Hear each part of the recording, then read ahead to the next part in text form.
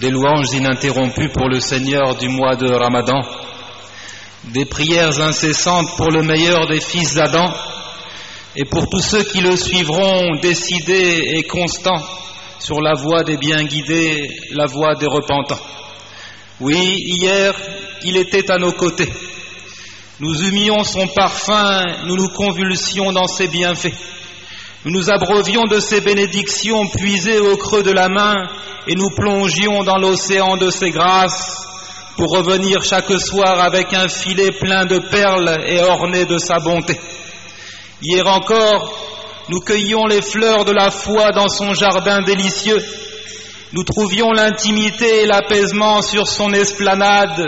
Les âmes y prenaient leur envol et voltigeaient et tournoyaient dans les airs, ayant lâché le lest du péché.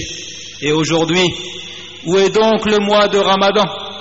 Il était là entre nos mains, emplissant l'horizon au centre de toutes les discussions, embellissant les assises, activant les marchés, revivifiant les mosquées. Où est-il aujourd'hui? Où est passée l'ardeur de ceux qui s'efforçaient durant ces chaudes après-midi? Où est l'émoi et l'agitation de ceux qui s'efforçaient durant les dernières heures de ces nuits? Où sont l'humilité et la crainte de ceux qui se tenaient debout puis prosternés? Où sont passés l'apitoiement et l'amabilité des ventres affamés? Où sont les yeux qui, tels des fontaines, versaient des larmes en abondance? Où sont les cœurs qui planaient, déployant les ailes de l'espoir et de la peur en route vers leur Seigneur? Où sont ces jours qui étaient un souffle de vie véritable? Où sont ces nuits scintillantes, telles les parures au cou du temps? Elles se sont écoulées, effacées à tout jamais, laissant derrière elles tristesse et regret. Les cœurs ne vont-ils pas trembler en se rappelant ces instants? Nous étions si bien que l'esprit semblait dominer la matière. Nous arpentions la terre d'un pas léger, la tête dans les nuages, reniflant les effluves du paradis. Les mains étaient levées, la langue par le rappel d'Allah agitée.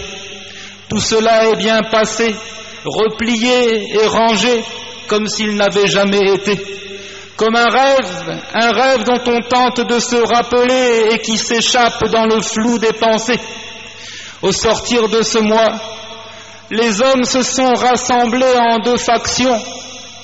Qui d'avoir prodigué le bon conseil à sa propre personne, d'avoir rempli ses devoirs envers le Seigneur, jeûnant avec foi et espoir de trouver sa récompense dans l'au-delà, recherchant tout ce qu'Allah agrée et s'écartant de ce qui peut provoquer sa colère, tirant les rênes de la passion et domptant les mauvais penchants de l'âme. Celui-là s'est lavé de tous ses péchés, purifié, et le voilà chantonnant, ce jour est celui de ma renaissance, mort et trépas pour le péché de ma première existence. L'autre, c'est celui de ceux qui ont espéré d'un faux espoir, un espoir trompeur, négligeant l'adoration et suivant la passion, distrait tout au long de la journée, préoccupé par des futilités, quand d'autres la nuit étaient prosternés. Son regard voguait de ci, de là, et il se fixait sur tout ce qui abîme la foi. Il était à l'écoute de tout ce qui déplaît à Allah. Il a violé le caractère sacré de ce mois sans lui reconnaître ses droits. Il recevait le bon conseil sans toutefois l'accepter. Il était invité à la rénovation et la paix de l'âme, mais il a rejeté cette trêve, menant une lutte destructrice contre lui-même. Les gens s'avançaient vers Allah et lui, il restait assis. Et quand il s'aperçut que le temps lui manquait pour rattraper la troupe, il a certes regretté, mais à quoi bon? Il est de l'autre groupe. Chers frères, nous avons tous besoin après ce mois de faire une mise au point, un examen de conscience. Le négligent doit regretter et se repentir, implorer le pardon et vers Allah revenir. Qui sait, peut-être aura-t-il l'opportunité de se rattraper lors d'un prochain Ramadan. Allah peut bien le lui accorder. Quant aux bienfaisants, il est préoccupé par la validité de son œuvre. Le vertueux s'efforce dans son exécution, puis il redoute qu'elle ne soit agréée. At-Tirmidhi rapporte de Aïcha qu'elle interrogea le prophète, à lui le salut et la paix, sur ce qu'Allah a décrit comme suit: ils donnent ce qu'ils donnent, tandis que leurs cœurs sont pleins de crainte à la pensée qu'ils doivent retourner à leur Seigneur. Elle dit: s'agit-il, ô messager de Dieu, de ceux qui boivent le vin et qui volent? Il dit: non, fille du véridique, mais ce sont plutôt ceux qui jeûnent, qui prient et qui font des aumônes, et malgré cela, ils craignent qu'Allah n'accepte pas d'eux. Voilà ceux qui s'empressent dans l'accomplissement des bonnes œuvres. L'un des anciens de cette communauté disait: de savoir qu'Allah a accepté de moi, ne serait-ce que l'équivalent du poids d'un atome, me serait plus aimé que le bas monde et tout ce qu'il contient, car Allah a dit: Allah n'accepte que de la part des pieux. Malik ibn Dinar qui disait: la crainte que l'œuvre ne soit pas agréée est plus pénible que l'accomplissement de l'œuvre elle-même. Certains des anciens semblaient très attristés le jour de la fête de rupture du jeûne, et si on leur disait: c'est pourtant un jour de réjouissance, ils répondaient: tu dis la vérité, mais le problème c'est que je ne sais pas si mon œuvre est acceptée. Cette remise en cause est une nécessité, et elle témoigne de la sincérité.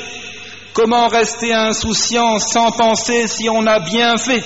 Sachez que les anciens imploraient Allah 6 mois durant pour qu'il accepte et qu'il agrée le jeûne du mois de Ramadan.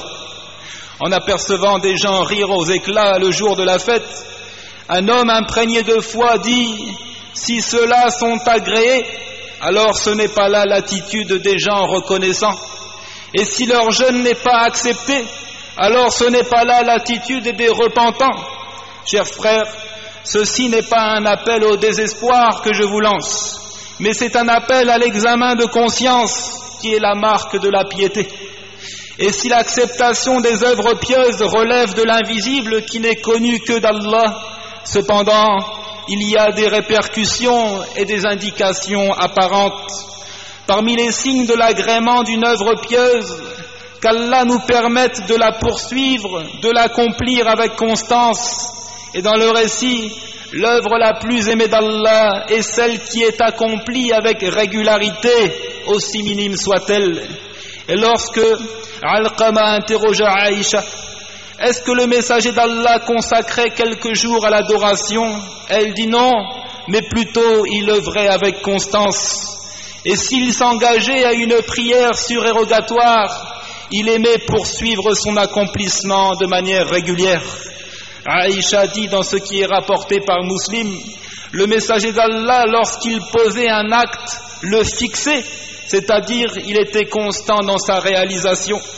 Et s'il lui arrivait de dormir la nuit ou d'être malade, alors il priait 12 unités de prière pendant la journée. Une telle assiduité, chers frères, permettra de chasser la distraction, permettra de dompter son âme, lui imposant l'attachement continu au bien. Il devient aisé et habituel. Cette continuité permet de s'attirer l'amour d'Allah, et dans le récit, mon esclave ne cesse de se rapprocher de moi au moyen d'œuvres surérogatoires jusqu'à ce que je l'aime.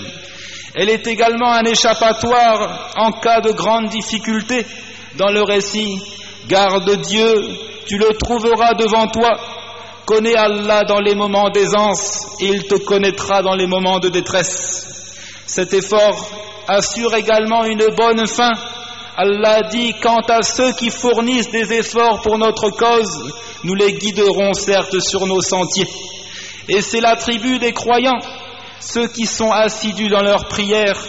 Et lorsque le prophète, à lui le salut et la paix, enseigna à Ali qu'il convient de dire au moment de se coucher telle et telle chose parmi les invocations, Ali commenta en disant: par Allah, je ne les ai plus jamais délaissés après cela.